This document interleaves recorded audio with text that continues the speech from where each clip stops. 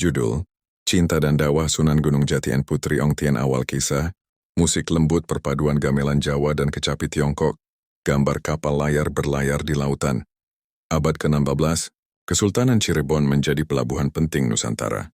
Dari negeri jauh Tiongkok, datang seorang putri kaisar dinasti Ming. Namanya Putri Ong Tien. Kedatangannya kelak akan mengubah sejarah dan menyatukan dua peradaban besar. Adegan 1. Kedatangan Putri Ong Tien visual. Kapal besar dari Tiongkok merapat ke pelabuhan Cirebon. Pedagang, ulama, dan rakyat menyambut meriah. Putri Ong Tien turun dengan anggun, diiringi dayang-dayang, membawa hadiah porselen dan sutra. Putri Ong Tien datang bukan hanya sebagai tamu kehormatan.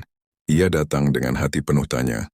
Ingin mengenal ajaran Islam yang disebarkan oleh seorang raja sekaligus wali, Sunan Gunung Jati. Adegan 2. Pertemuan pertama visual. Halaman Keraton Pakungwati. Sunan Gunung Jati berdiri dengan penuh wibawa, menyambut sang putri. Dialog, Putri Ong Tien, menunduk hormat. Hamba mendengar kabar tentang seorang pemimpin yang adil dan penuh kasih. Hamba ingin belajar dari ajaran itu. Sunan Gunung Jati tersenyum bijak. Islam datang untuk menyempurnakan akhlak, bukan untuk menghapus budaya, melainkan untuk membawa manusia lebih dekat kepada Sang Pencipta. Adegan 3. Proses dakwah visual. Ong Tien duduk mendengarkan nasihat Sunan, belajar membaca Al-Quran, menyaksikan rakyat Cirebon yang rukun. Musik syahdu, kamera menyorot wajahnya yang terharu. Putri Ong Tien terpesona bukan hanya pada kata-kata, tetapi pada teladan akhlak Sunan Gunung Jati. Ia melihat Islam hidup dalam kasih sayang, kesederhanaan, dan kebijaksanaan. Adegan 4. Pernikahan diplomatik visual. Pesta sederhana di keraton, rakyat berkumpul, tabuhan gamelan dan rebana berpadu. Sunan Gunung Jati dan Putri Ong Tien duduk berdampingan, disaksikan para ulama dan bangsawan. Pernikahan mereka bukan sekadar ikatan cinta. Ia menjadi jembatan diplomasi antara Cirebon dan Tiongkok.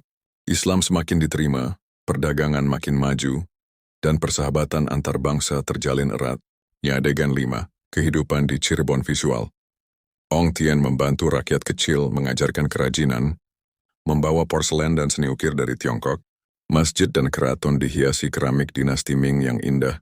Putri Ong Tien menjadi bagian dari rakyat. Ia membawa budaya Tiongkok, memadukannya dengan budaya Sunda, hingga lahirlah kekayaan seni yang indah. Jejaknya masih terlihat hingga kini di keraton dan masjid Cirebon. Adegan 6. Akhir yang haru visual. Putri Ong Tien terbaring sakit. Sunan Gunung Jati mendampinginya dengan doa. Kamera menyorot wajah Sunan yang sedih ketika sang putri wafat muda. Namun takdir berkata lain. Putri Ong Tien wafat dalam usia muda. Kehilangannya meninggalkan duka mendalam bagi Sunan Gunung Jati.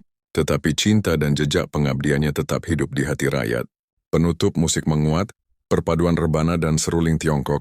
Gambar makam Ong Tien dan Sunan Gunung Jati di Gunung Sembung. Inilah kisah cinta dan dakwah yang agung, ketika seorang wali dari tanah Jawa dan seorang putri dari Tiongkok dipertemukan oleh takdir. Dari mereka lahirlah persahabatan, peradaban, dan keteladanan yang tak lekang oleh waktu.